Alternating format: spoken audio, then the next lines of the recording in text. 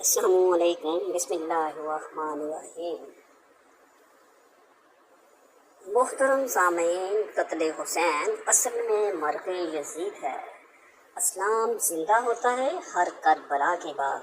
کربلا کا واقعہ گزر جانے کے بعد جب یزید کو ہر طرف سے لعن طعن ہوئی اور ہر کوئی مظلوم حضرت حسین رضی اللہ تعالیٰ عنہ کے بے گناہ قتل پر ظالم یزید کو برا بھلا کہنے اور بولنے لگا، اور ہر طرف سے امام زین العابدین اور سید ذاتیوں کی رہائی کے لیے آواز بلند ہونے لگے، تو یزید نے امام سجاد کو بلایا اور پوچھا کہ میں قیدیوں کو رہا کرنا چاہتا ہوں، آپ اس بارے میں کیا کہتے ہیں؟ امام سجاد نے فرمایا کہ میں شریک الحسین سے مشورہ کر کے بتاؤں گا۔ پھر حضرت امام سجاد نے حضرت زینب سے مشورہ کرنے کے بعد یزید سے کہا کہ ہماری کچھ شرائط ہیں، تو یزید نے امام سجاد سے کہا کہ اپنی شرائط بتائیں، تو امام سجاد نے یزید سے کہا کہ ہمارا لوٹا ہوا مال واپس کریں، ہمارے شہید افراد کے مبارک سر ہمارے حوالے کریں۔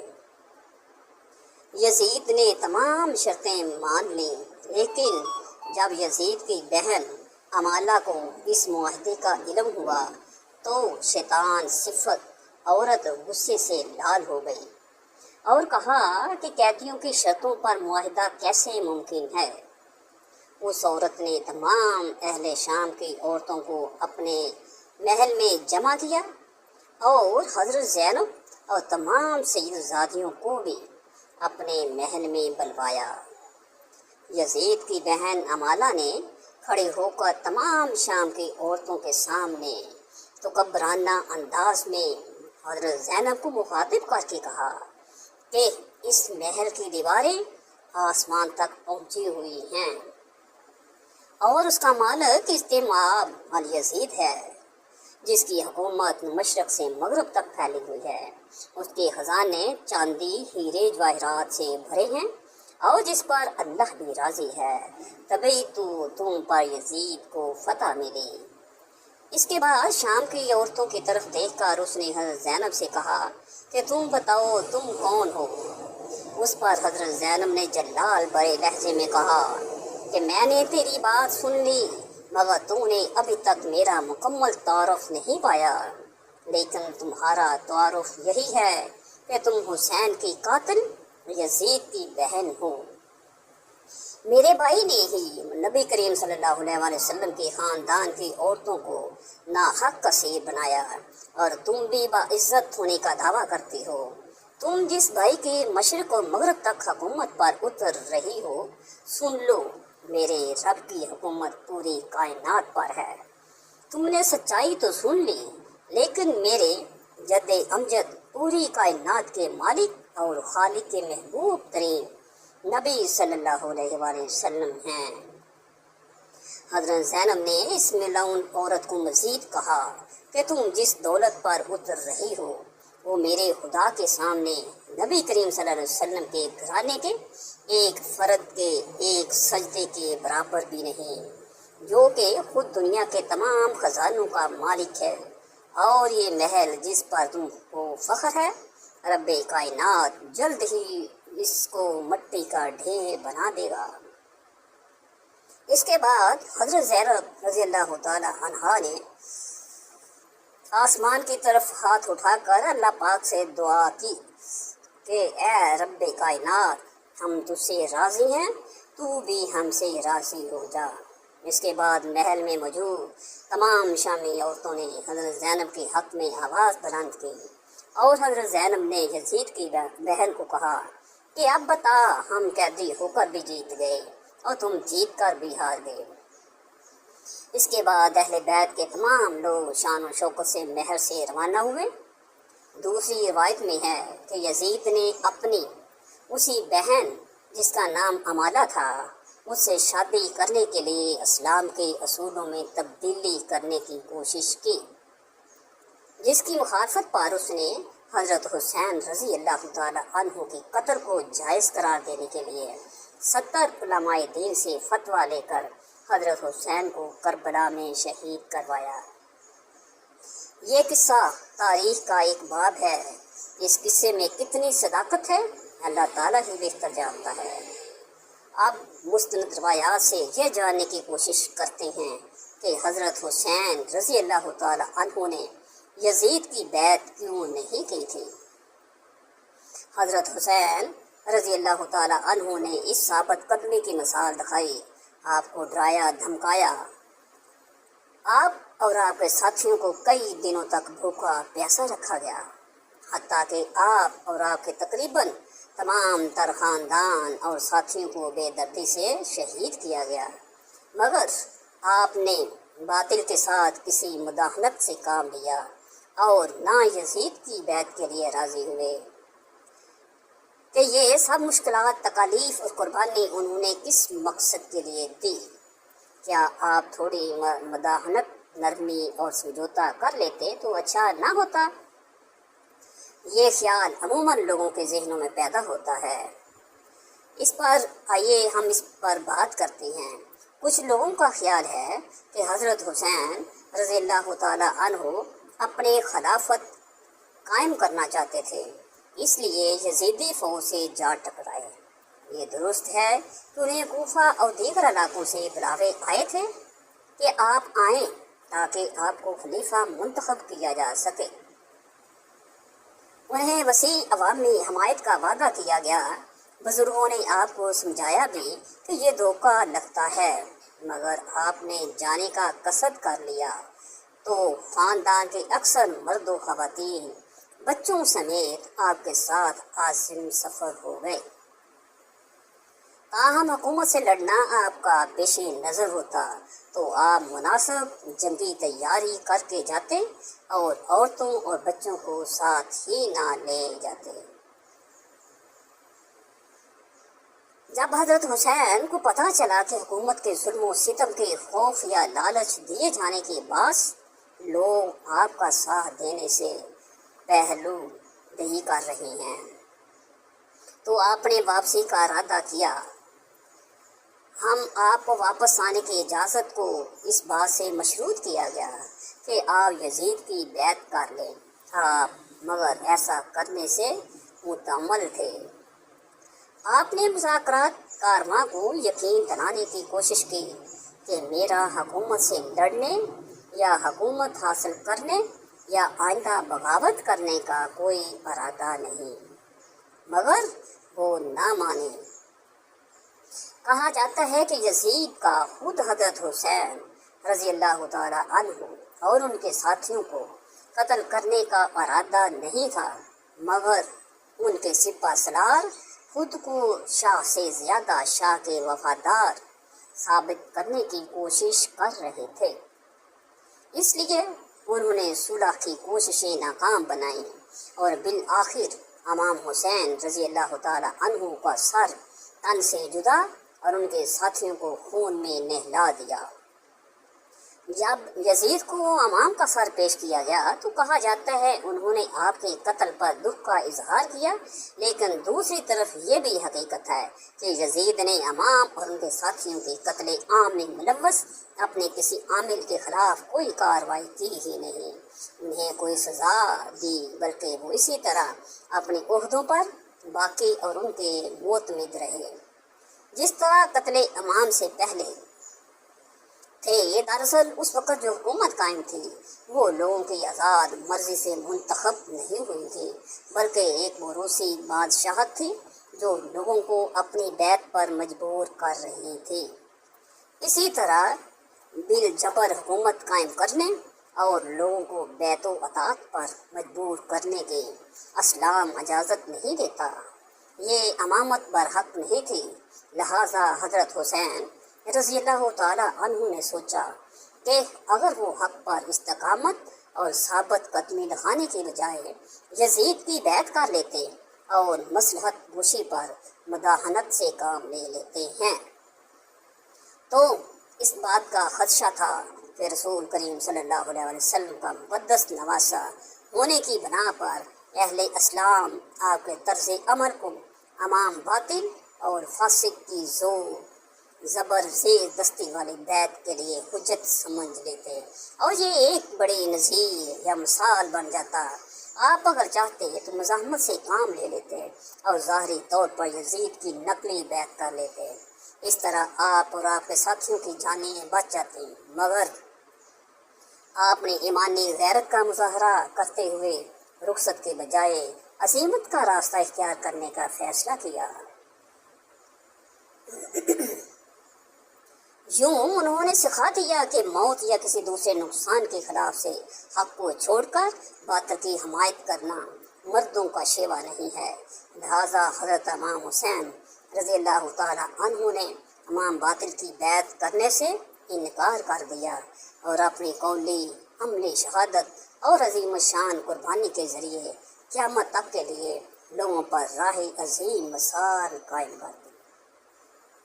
آپ نے سکھا دیا کہ اگر آئندہ حق اور باطل کے درمیان اس طرح کا معرکہ برپا ہو، حق اور باطل میں ترجیح اور انتخاب کا موقع آئے یا کوئی فاسق اور ظالم لوگوں پر بالجبران اپنی حکومت مسلط کرنے کی کوشش کرے، تو آزادی قانون کی بالادستی جمہوریت اور انسانی وقار کے علم بردار کسی مداحنت سے کام نہ لے، جرأت دکھاتے ہوئے حق کے ساتھ سینہ تان کر کھڑے ہوں اور باطل کے ساتھ کسی بھی طرح کی حمایت اور تعاون سے سرِ انکار کر دیں۔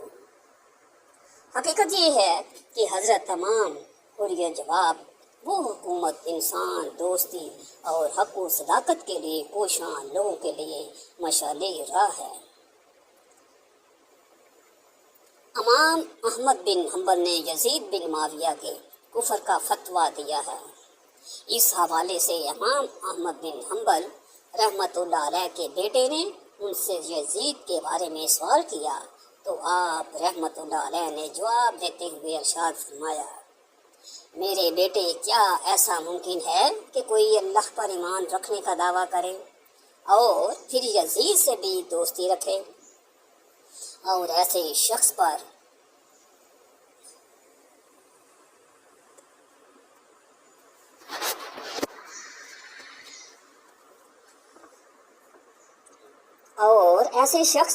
میں احمد بن حنبل لعنت کیوں نہ کروں جس پر قرآن میں اللہ نے خود لعنت کی ہو؟ فرزند نے عرض کیا، قرآن میں کس جگہ اس پر لعنت ہوئی ہے؟ تو انہوں نے جواب دیا کہ اللہ کے اس فرمان میں، پس اے منافقو، تم سے توقع یہی ہے کہ اگر تم پتال سے گریز کر کے بیچ نکلو اور حکومت حاصل کرو تو تم زمین میں فساد ہی برپا کرو گے اور اپنے ان قرابتی رشتوں کو توڑ ڈالو گے جن کے بارے میں اللہ اور اس کے رسول صلی اللہ علیہ وسلم نے مواصلت اور موجود کا حکم دیا ہے۔ یہی وہ لوگ ہیں جن پر اللہ نے لعنت کی ہے اور ان کے کانوں کو بہرا کر دیا ہے اور ان کی آنکھوں کو اندھا کر دیا ہے کہ قتل امام حسین سے بڑھ کر بھی کوئی فساد ہو سکتا تھا۔ یزید کی ابتدائی زندگی اور حالات و واقعات اور اس کی زندگی پر اگر نظر ڈالی جائے تو معلوم ہوتا ہے کہ یہ نوخیز اور الگ قسم کا نوجوان ہے۔ مسلمان گھرانے میں پیدا ہونے کے باوجود اسلام کی اصل روح سے روشناس نہ ہو سکا تھا۔ یہی وجہ ہے کہ وہ اسلام اور اسلامی تعلیمات سے یکسر بازی تھا اور دینداری سے ہٹ کر اگر انسانی اقدار و قوانین کی بات کی جائے تو اس نے ان کو بھی پامال کرنے میں کوئی کسر نہ چھوڑی تھی۔ یعنی وہ علانیہ اپنی ماں، بہن، بیٹیوں تک کو چوٹ کا نشانہ بنانا اور ان کے ساتھ نکاح کو جائز قرار دیتا تھا۔ بیان کیا جاتا ہے کہ حضرت عبداللہ بن حنظلہ رضی اللہ تعالی عنہ مدینے کے ان بزرگوں یعنی سرداروں میں سے تھے اور آپ اس وفد کا حصہ تھے جو اہل مدینہ کی طرف سے یزید کی حالات معلوم کرنے کے لیے یزید کے پاس گئے تھے۔ آپ کے ساتھ آپ کے 8 بیٹے بھی تھے۔ وہاں سے واپسی پر یزید نے آپ کو بطور خوش آمد 1,00,000 درہم دیے اور آپ کے بیٹوں میں سے ہر ایک کو 10,000 درہم دیے۔ اس کے علاوہ انہیں سواریاں اور خلطیں بھی دیں۔ جب حضرت عبداللہ مدینہ منورہ پہنچے تو لوگ پوچھنے لگے کہ بتائیں وہاں کی کیا خبر ہے، آپ نے یزید کو کیسا پایا؟ آپ نے فرمایا میں ایک ایسے شخص کے پاس سے آ رہا ہوں، اگر میرے ان بیٹوں کے علاوہ کوئی بھی میرا ساتھ نہ دے تو میں پھر بھی اس سے ضرور جنگ کروں گا۔ لوگوں نے کہا کہ ہم نے تو سنا ہے کہ اس نے آپ کی خوب عزت اور توقیر کی اور آپ کو کچھ معلوم متاع سے بھی نوازا۔ آپ نے فرمایا ہاں یہ تو اس نے کیا، اور یہ سب کچھ میں نے اس لیے قبول کیا کہ اس کے ساتھ میں اس کے خلاف تقویت حاصل کروں گا۔ یہ سن کر لوگ بھڑک اٹھے اور آپ کے ہاتھ پر بیعت کر لی۔ ایک زمانے میں اہل مدینہ نے بنو امیہ کو مدینہ منورہ سے نکال دیا اور علانیہ یزید کی برائی بیان کرنے لگے۔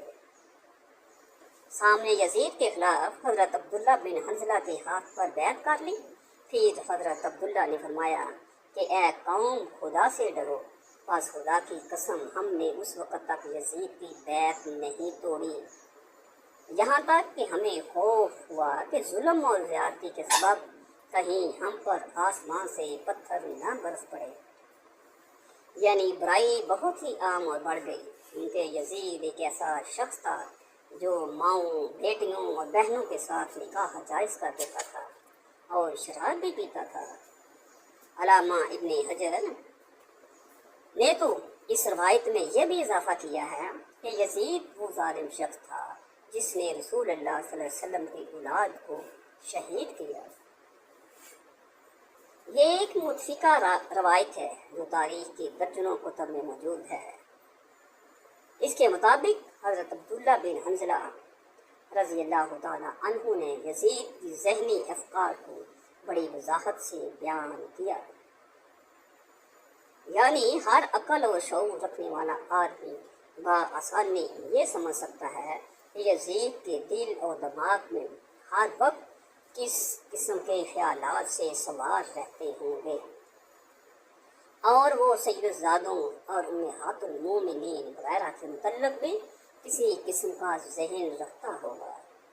چنانچہ ایک مرتبہ تو اس نے وہ غلیظ حرکت کر ڈالے کہ جس کا معاذ کبھی کوئی مسلمان سوچ بھی نہیں سکتا۔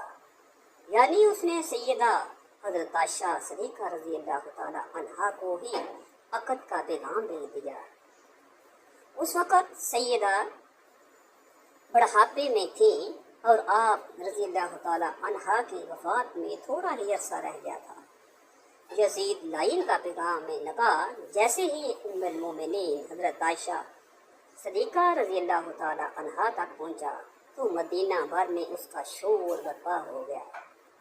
تمام کابرین اسلام نے قرآن مقدس سے نص سر دکھا کر اس بدبخت یزید کو بہت کچھ لعنت و ملامت کی۔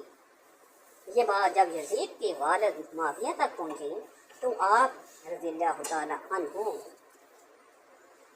نے کسی نہ کسی طرح اس بڑھتے ہوئے فتنے کو شخص کو اپنے انتقام پر خاموش کر روک دیا اور ہرا دیا، یعنی معاملے کو توڑ دیے بغیر ہی ہر کسی کو خاموش کروا دیا۔ اس واقعے کا ذکر شاہ عبدالحق رحمۃ اللہ علیہ نے اپنے مشہور زمانہ کتاب مدارج النبوت میں اس مقام پر کیا ہے کہ یزید کے جوان مرنے کی وجہ لکھی ہے۔ آپ لکھتے ہیں ایک تو یہی ہے کہ اس بدبخت نے حضرت عائشہ سے عقد کی کوشش کی، اور دوسرے یہ کہ اس نے حضرت امام حسین کا خون ناحق بہایا۔ خداوند عالم امہات المومنین کو رسول اللہ صلی اللہ علیہ وسلم کی تعظیم و تکریم کے لیے امت پر حرام کر دیا ہے، اس لیے یہ عورتیں جنت میں بھی پیغمبر خدا کی زوجیت میں ہوں گی۔ چنانچہ ایک کتاب میں ہے کہ ایک دفعہ طلحہ بن عبداللہ نے کہا تھا کہ پیغمبر خدا کی وفات کے بعد میں بھی حضرت عائشہ صدیقہ رضی اللہ تعالیٰ عنہا سے نکاح کروں گا۔ چنانچہ طلحہ کے اس ارادے پر اللہ تعالیٰ نے قرآن مقدسہ کی وہ آیت نازل فرمائی جن میں کہ ازواج رسول صلی اللہ علیہ وسلم سے نکاح سے منع فرما دیا گیا۔ بعض کتب میں یہ بھی لکھا ہے کہ یزید ملعون نے بھی ام المومنین حضرت عائشہ سے فقط کی خواستگاری کی تھی، تب لوگوں نے اسے یہ آیت پڑھ کر سنائی اور وہ رک گیا۔ یہ غلیظ حرکت کس بنا پر تھی کہ وہ لوگ جو یزید کو صالحین امت میں کھڑا کرنے کی کوشش کرتے تھے اور حافظ قرآن قاری یہ حدیث ثابت کرنے کی کوشش کرتے ہیں، تو وہ ذرا ہوش کے ناخن لے، کیونکہ اگر وہ یزید ملعون قرآن مقدس کے احکامات پر ایمان لاتا تو اس کی آنکھوں میں جناب رسول اللہ صلی اللہ علیہ وسلم کی عزت و توقیر ہوئی، اور وہ کبھی بھی ایسی ناشائستہ حرکت کرنے کی جرت کرتا۔ اللہ تعالیٰ نے ہمیں حضور نبی کریم صلی اللہ علیہ وسلم کی پاک آل سے